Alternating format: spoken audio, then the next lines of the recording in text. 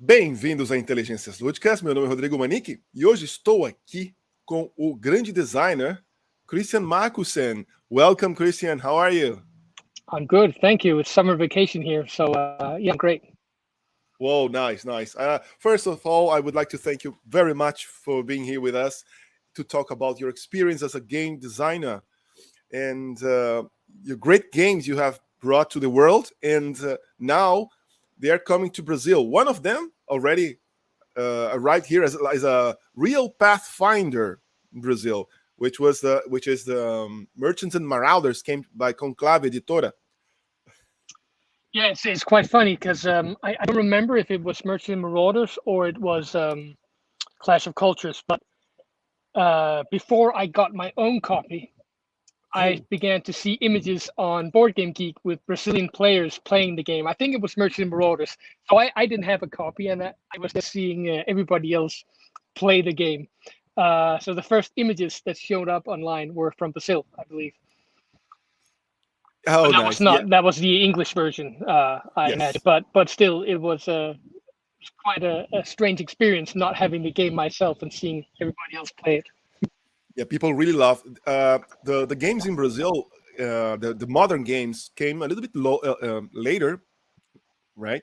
I started playing 2007, but the games in Brazil in English, right, came some copies of some games, and your game was one of them. And then Conclave brought the Portuguese version in Portuguese later on, right? Later. And people were really involved with the game because piracy and coin and the treasure vault, and it was real until now. I can say that because people say, look, there are many pirate games but this one really takes seriously. It's enjoying because you feel like as a captain, you feel as a merchant, and you feel oh my god, now I'm turning to a pirate. It is amazing. And people were playing in English, and some people some people didn't know English at the time and had to translate and put paste up to play. That's cool. Yeah. The secret missions, right? And how can we play that? And people were so anxious to play it that it is a success now. That's good to hear. Let's start. Do you remember your early gaming experience? As a player playing games. Yeah, Yes. I do. Obviously, I play things like Risk and Stratego and a Danish game. I think it was Danish. Actually, about ships and trade and commerce. I don't think it's ever had an international release, but I remember, being like, I don't know, 8 years old maybe, and sailing around with my ship, trading goods all over the world. Yeah, so that was a ship game. There were also pirates, but they were enemies. So I do remember actually playing games pretty much forever. Yeah. Very nice, very nice. And when did you realize you were more than a gamer, than you were a game designer? Well, Merchant Marauders came out in 2000. Actually, I as a teenager, I made games. I think a lot of gamers probably have tried to make their own prototype. I think I made a war game when I was like, I don't know, 15 maybe.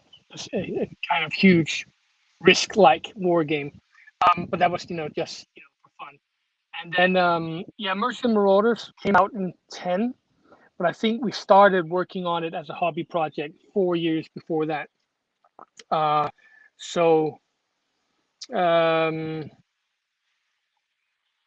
was in my 20s, and we did it, for friends. It was just a hobby project. We want to do a board game. Okay, what do you want to do? Pirates. Okay, and then we did this very, very involved pirate game. It was when you're doing it for your friends, you don't have to think about it lasting 8 hours, or you don't have to think about will anybody else like this. As long as you like it yourself, that's fine. So it started out, very complex, and every battle was on a little seaboard. So you had to go to this battle board to fight the battle, and that was one of the things that got cut out when it became commercial. But at one point we wanted to do it ourselves. That was before Kickstarter, and we wanted to finance our own release. Probably because we didn't have the confidence or belief that someone would actually print it. So we wanted to do ourselves, and then we actually, I think, through the first images on Board Game Geek of our own prototype, and then it actually generated a lot of interest, both from the gaming community, but also from publishers. And then we started, okay, maybe we should get this published instead of trying to do it ourselves. Yeah, so I guess in my 20s, that's when I started to do a few games that might get published.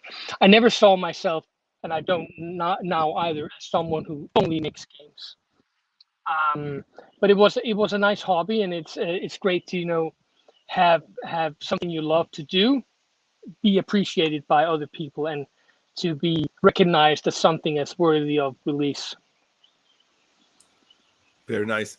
And I don't know, but I see when I played your two games and the people around me, I can tell you that your Clash of Culture I bought the pre-order a long time ago, and as well as the Merchants and Marauders, the core box, and people were totally involved. That with my God, this designer, because people that play the game when they start the hobby, they don't know the designer. They play the game, and oh my God, how much passion this game was constructed with.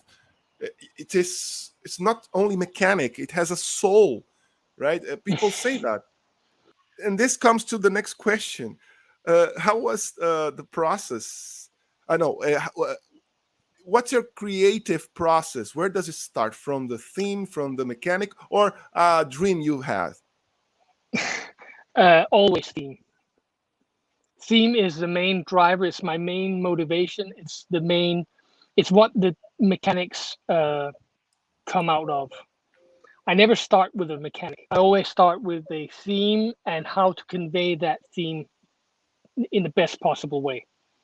And then I start to think about mechanics and how to try achieve the feel that I want to give people. So the fact that you describe it as the game having a soul is very nice, because I know what they mean, and and it does come. It is born out of this kind of idea of how a feel that I want to get across.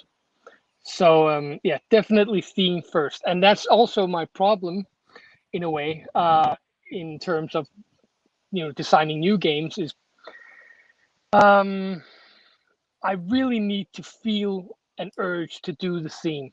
I really need to feel that, okay, if I do this game, I want to do the best, in my view, the best um, uh, representation of that theme. So whenever if I don't feel it myself, or if I see someone else do a game that that gets close to what I wanted to do, then I don't do it. It's not worth it. If I can't make what's the best game in its genre, in my view, then it doesn't really take off. So I imagine if you have a mechanical idea, then the theme doesn't matter. So you have your mechanic, and then you just build around that, and you have your game. Well, I start with the theme. If I don't feel it, or if I can't convey what I want to do, then it doesn't. I don't get it made. You have succeeded then with all of them, Thank and you. And Clash of Cultures. This question for Felipe. He was really upset yesterday. Oh my God, I can't make it because I'm will be working. Um, I won't make it. So the Clash of Cultures has a tech tree, right? Mm, And mm. he said, and I really have to agree with him. And some people, lots of people I have talked to before the interview, it's the best implementation in a Civ game or 4X we've ever seen, right? This, Yeah. when this came out, Let me show I thought, the new version. oh We have my it here. goodness, Yeah. whoa, So yeah, it's yeah, all these categories, and then you have the different technologies, and then these blue ones are culture ones, and the yellow ones are happiness ones. So yeah, and up here we have the the track with the resources. Yeah.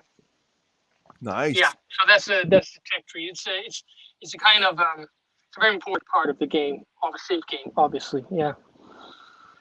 In this part where we put the cubes in that Mhm. stay there, someone stumbles, they don't move. At that time, it was not common to see in board games with this No. thickness, right, and everything. And oh my God, everyone would. It has a presence at the table. Nowadays, the Kickstarters came with the Kickstarters, just with only with the Kickstarters came with this because it was not common to see. It was No. very not, and the tech tree really well implemented in a game. And also, your game has fog of war, combat, economy, culture, with the pirates and among many other things, right? And Mm. it's a kind of game that you are playing, and it's not a very long game. It's a very good game where you have two possibilities to play, right? With a one fewer. Um, You have one with a set amount of rounds, and you have one where it's you don't know exactly when it ends. Yeah. exactly. And you end the game, and you want again. You want to play it again, right? With Civ Mm. game, you have a story to tell. Yeah, well, let's if I may, you started talking about the tech tree, and the tech tree is it's so simple. The way it's done is very, very simple, but it took a long, long, long time to figure out how to do. But once you see it done, it's yeah, of course.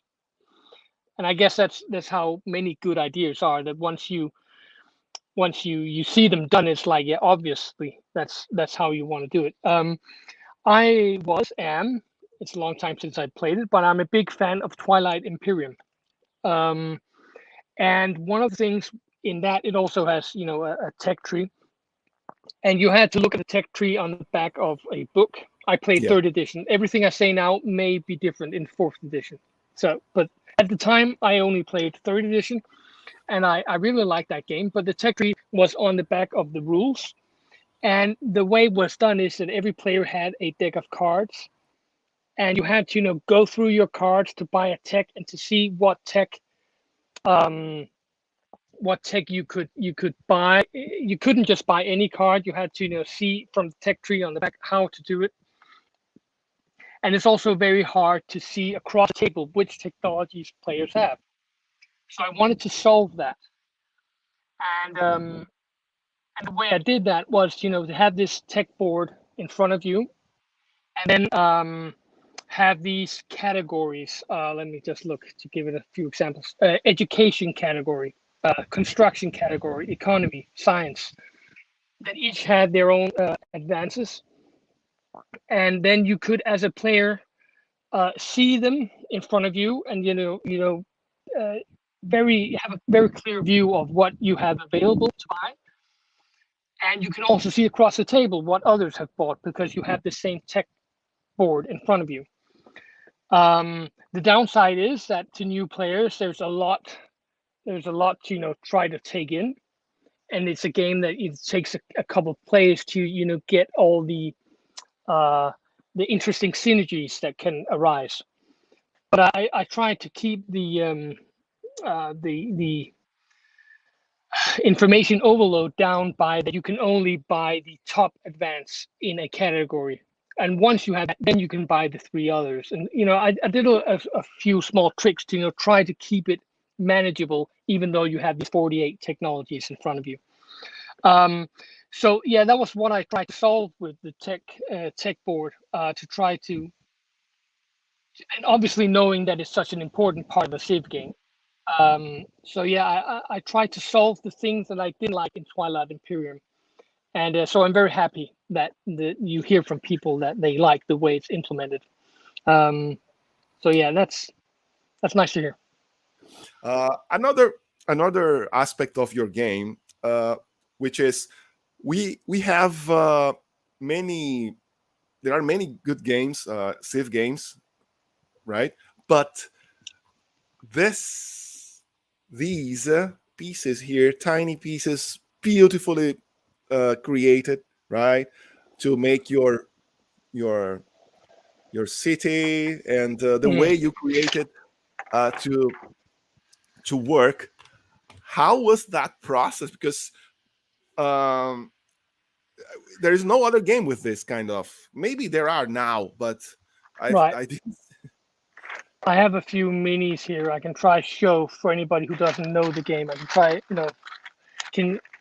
okay, so there's a city, and then as the city grows, you add buildings to it, and then it could grow in size, and you add different buildings to it. Yeah, and what I knew that the game had to have, cities growing in size, and the first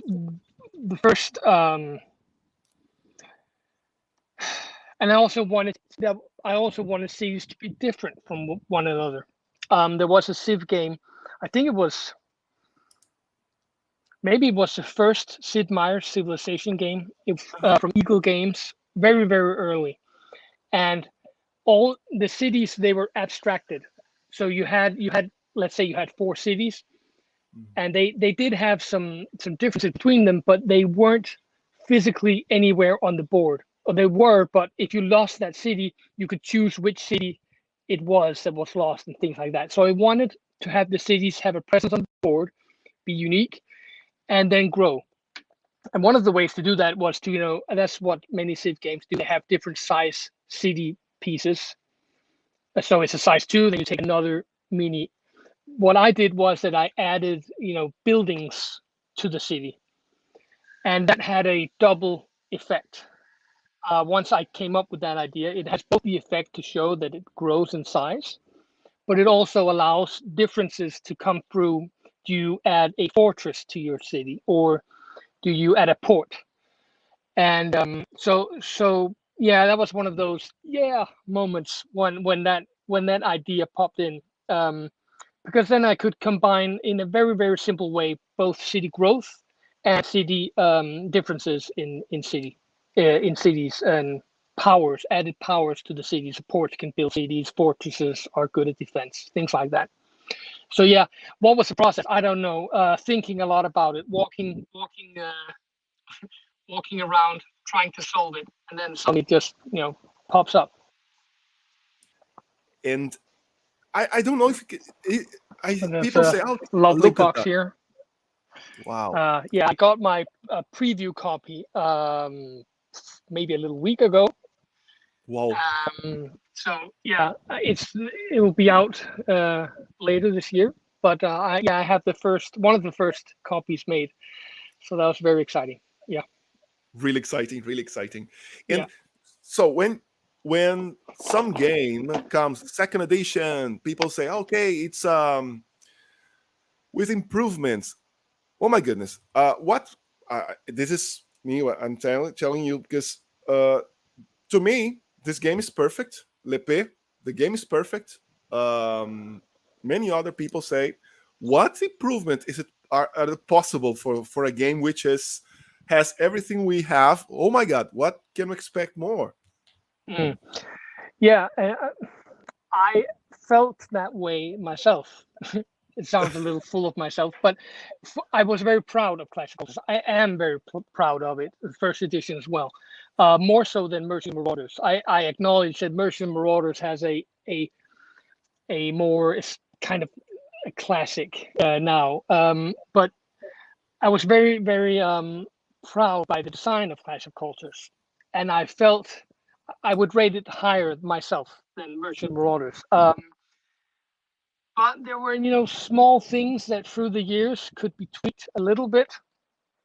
Obviously, the art and the minis could be improved, which they are. They are absolutely stunning in this new Monumental edition. They were fine in the first edition, but technologies have improved for making minis, and they are very, very high quality. So all those things could be improved, obviously. But then there were a few small things. There were obviously when people play the game for many, many, many years, you start to notice that there are certain advances maybe that are never bought. They don't get used. So one of the things I did was to point out, okay, it's these 6 advances, nobody chooses them. Okay, what can I do to make them a little more interesting? So that's one of the things that I've done. Change of the advances to make them more worthwhile getting. Some people felt that one of the advances in democracy, when you go democracy, was too powerful. I have tweaked that a little bit. So those are some of the things. There are many small changes, but those were some of the obvious things that I wanted to fix. But when you do an expansion, you're building upon a base game. And you don't necessarily know, well, some companies know immediately they also want to do the expansion and things like that. But I didn't know that when I did Clash. So there were some things that I had to build upon when doing the expansion. Where now when I did Monumental Edition, I knew that there were going to be elephants and cavalry. They weren't part of the base game. Well, I knew that now. So doing the new edition gave me a chance to revisit the combat mechanic. It was normal D6 when in the first edition. Now these are these custom-made 12-sided dice that have icons representing the different units. Oh. And when they pop up, then the special effect of this unit comes into play. And that was a little less elegant done in the first edition because I had to build upon the base game. It also allowed small tweaks like in the first edition, you have wonders. They are on the board for everybody to have a kind of race. But what that does is that it adds a lot of extra information that players have to take in. They already have a lot of information in front of them. And now every time a wonder goes on the table, everybody has to, get to learn that wonder. Well, now wonders are on your own hand. So you only have to, know your own wonders. Leaders, again, building upon, I was building upon the base game. Well, now leaders are done in a different way. They are before they were kind of a hybrid between settlers and army units, a little messy.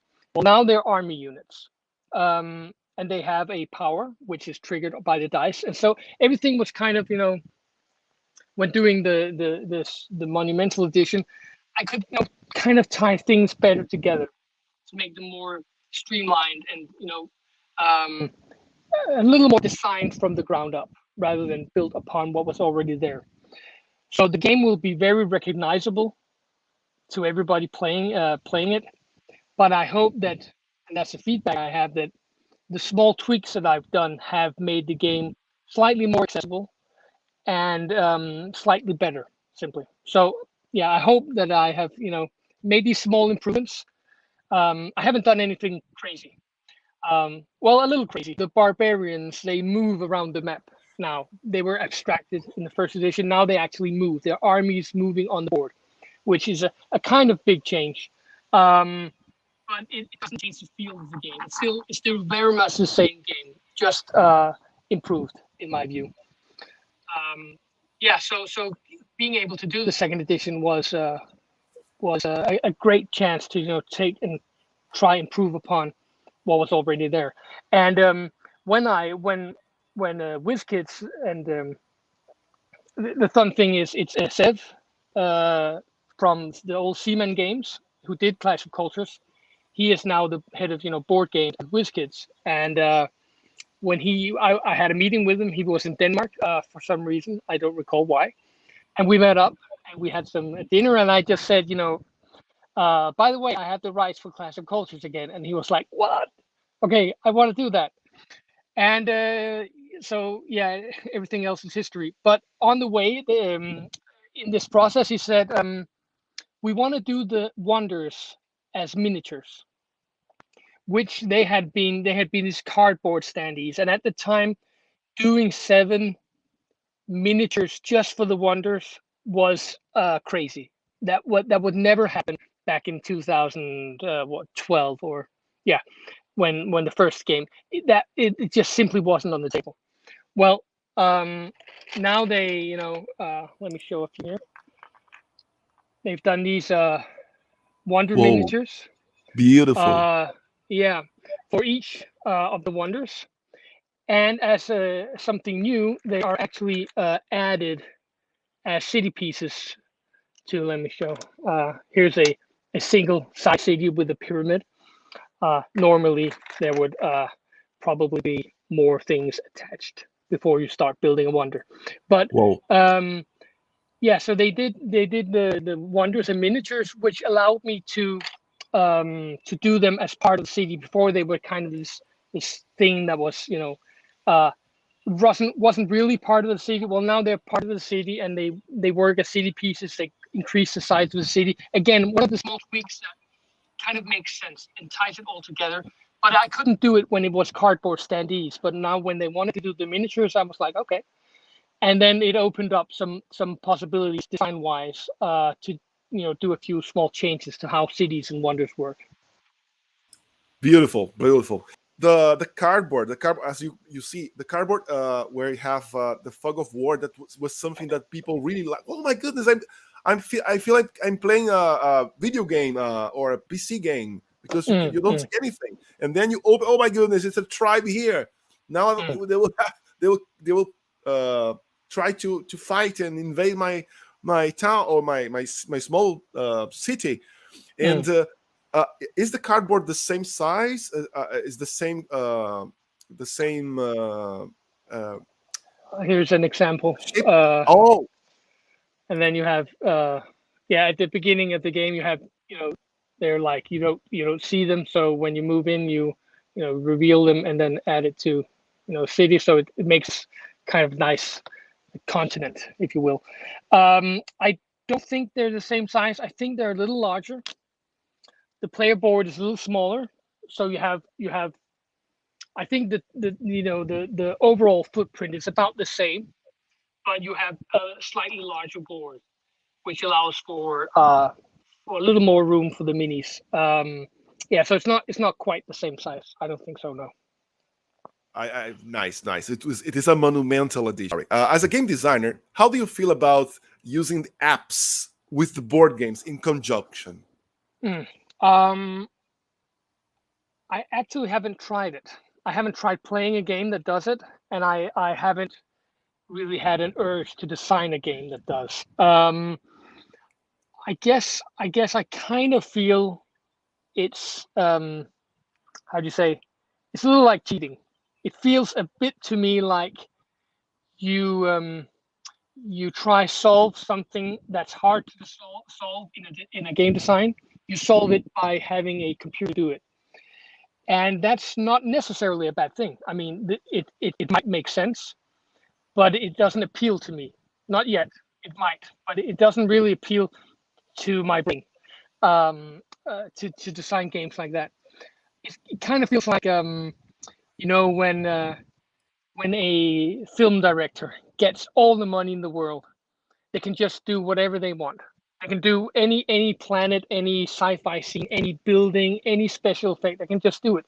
Where when they didn't have that much money, they had to be really creative. They had to be creative with their shots, with their creative ways of filming things and doing this special effect.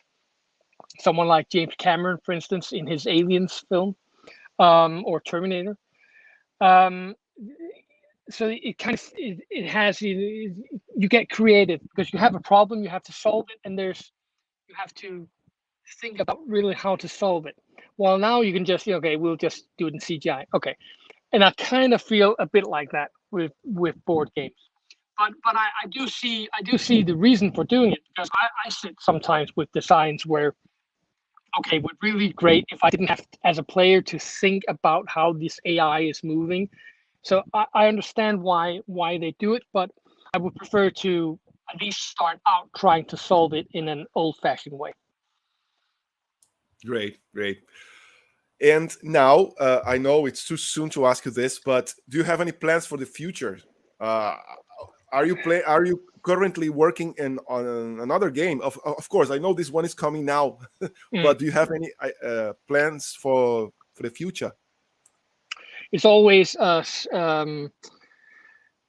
little risky talking about these things because I have done it in the past and nothing happened. So, people, Okay. they get some expectations, and I am constantly working on games, but I do it as a hobby. So I do it in my spare time, and often games, the, I'm so slow that other games come out and do what essentially I was trying to do. So they get discarded. I've been working on a Fallout, the Fallout game, computer Of game. course. Yeah, I think that since Clash of Cultures came out, I have had this urge to do a post-apocalyptic Fallout-like game, and I have a kind of prototype on it, and I still have this urge, so I still go back and I work on it a bit, and then I kind of retheme it a bit. And but at the time that I was working on it, there weren't really any in the genre. While now there are lots, and there's even a Fallout game by Fantasy Flight. Um, so that's happened a lot to me. I start working on something, and then somebody does it too close to what I was also going to do, so I I stop.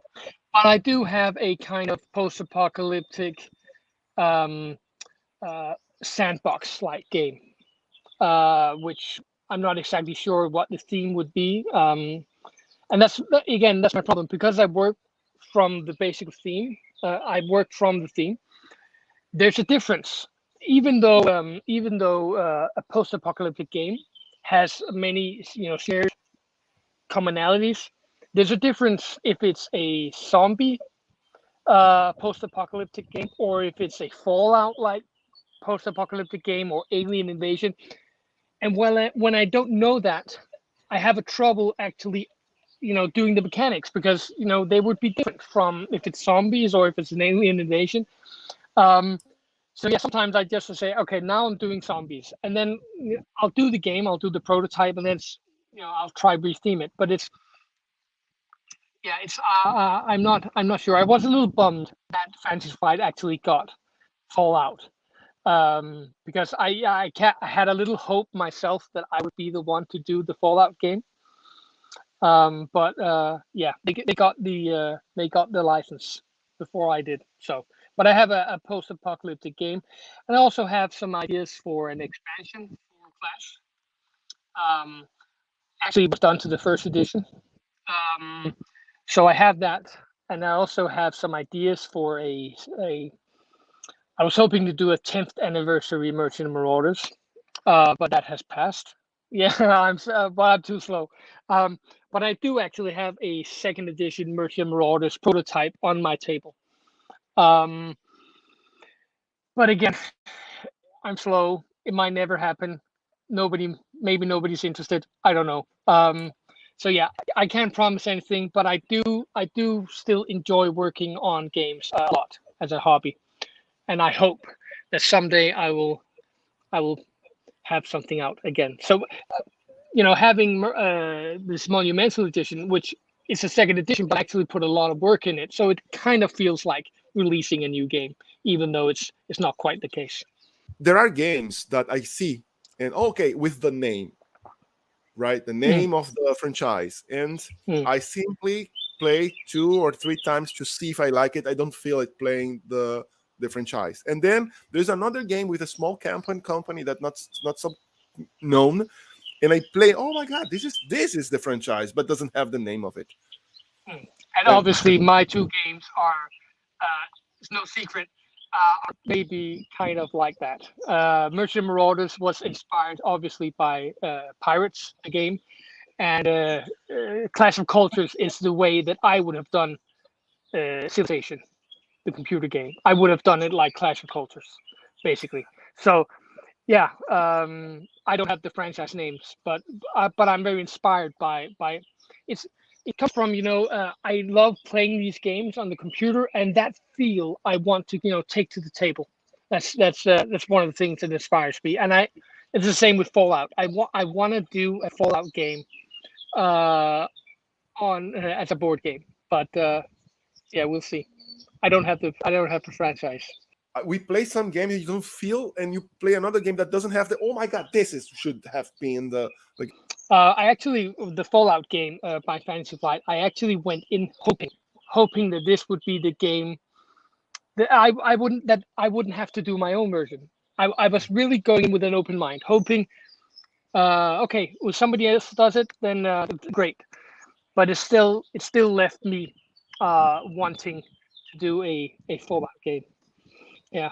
I would like to thank you, Lepe and I. He's not here for your time, for being with us, to share your experiences and bringing such games to, especially now. We are facing the pandemic thing, and people are at home playing your games. The people who had the chance to import the games in English to play and bring this experience, because your games are not only games, as I said to you, how this game was created with love, with passion. It is very special. And to me, this moment to have this conversation with you, as an interview, is very special. It's for the channel, Thank but you. to me, thank you very much for being with us. My pleasure.